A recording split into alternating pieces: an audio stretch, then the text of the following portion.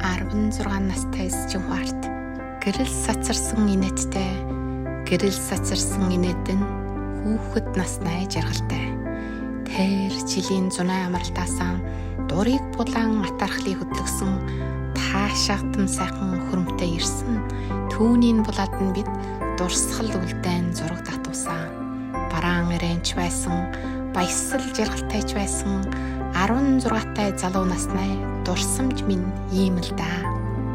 Гэтэл гинт нэтгэр харуул гэмгүй түүний яв дарсан тэр үлс сарнихгүй байгаад бүрхөө дарсан.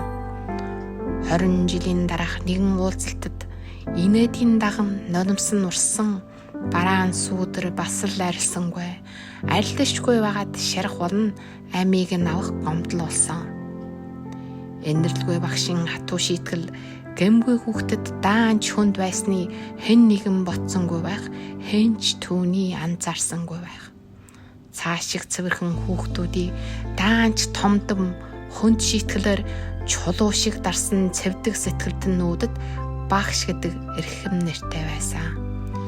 Эгэ адилхан хүнээ үрийг хайрлж бөөцөж болдоггүй юм уу?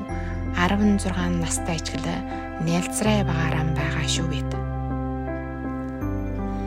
Үхэл амьдралын мөнхийн зайд эргэж буцажгүй явсны чинь хойно гэгэрэл ухаарлд тэмтчин яваа надаас даан чорой суварсан бодлон нодмосгөх гашуудлын элчээр дурсамж болгон шүлгэн хэлгэлээ.